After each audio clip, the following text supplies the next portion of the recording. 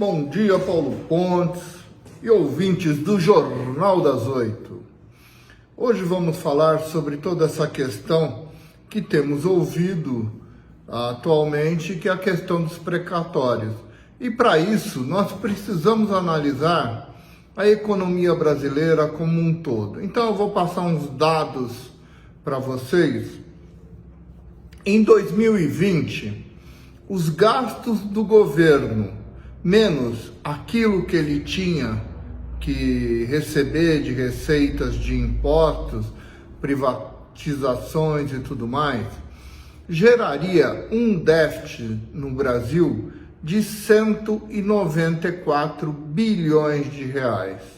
Em função do coronavírus, foi feito um orçamento paralelo, e esse orçamento paralelo, ele foi, em função da Covid, de 509 bilhões de reais. É muito dinheiro. E esse dinheiro foi enviado para estados, municípios, compras de materiais, instalação de hospitais de emergência, muita coisa os governadores não fizeram.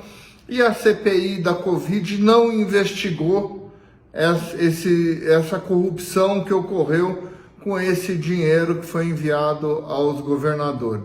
E isso soma, em 2020, 703 bilhões de reais de gastos a mais do que o governo tinha para receber. Bom, em 2021... o governo, sem esse orçamento paralelo, previu no seu orçamento um gasto a mais do que ele tem para receber de 140 bilhões. Quer dizer, um número muito inferior daquilo que ocorreu em 2020.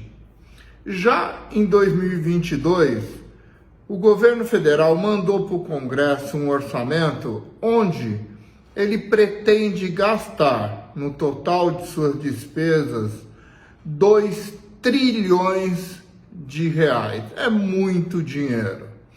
Dentre esses 2 trilhões de reais, 90 bilhões refere-se ao precatório. E o que é precatório?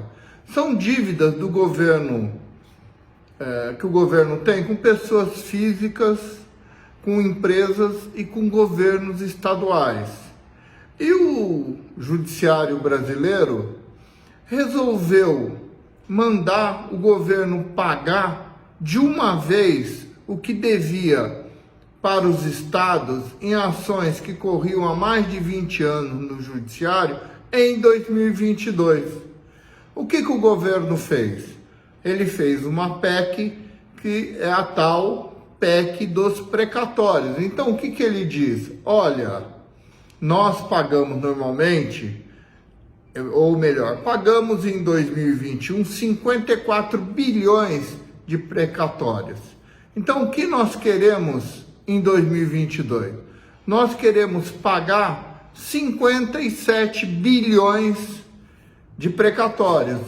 O restante, que são 33 bilhões aproximadamente, a gente vai parcelar, porque não tem sentido um processo ficar 20 anos na justiça e de repente, num ano eleitoral, e os maiores beneficiários desse valor são os governos estaduais, eles receberem de uma vez esses valores, inclusive valores que influenciarão, sem dúvida nenhuma, na reeleição de alguns governadores. E o interessante é que a maioria é governador que faz oposição ao governo Bolsonaro. Então, o que foi aprovado na Câmara foi isso. O governo dos 89 bilhões, ele paga 57, sobram 33, 32, 33 para ser parcelado. E as pessoas que têm valores pequenos, até 60 milhões de reais, pequenos, óbvio, no entendimento do governo, eles receberão sem parcelamento algum. É isso que foi feito. E um detalhe interessante, quando eu estudei esses números, foi que eu percebi que a dívida total do governo, quer dizer, o que o governo tem que pagar para os outros, em 2020 era de 88% do PIB brasileiro, de tudo que o Brasil produz. Em 2022, essa dívida vai abaixar para 79%. E o governo prevê um déficit, isto é, o que ele tem para gastar é mais do que ele tem para receber, de 50 bilhões, reduzindo significativamente o déficit primário. Na minha concepção, como economista, em função de todas as situações que envolveram a Covid e a economia mundial, o Dr. Paulo Guedes está de parabéns. Ele tem administrado a economia de uma maneira espetacular, apesar de todos os entraves políticos que o Brasil vive da maneira que é a sua formação política. De São Paulo, Newton Ferreira.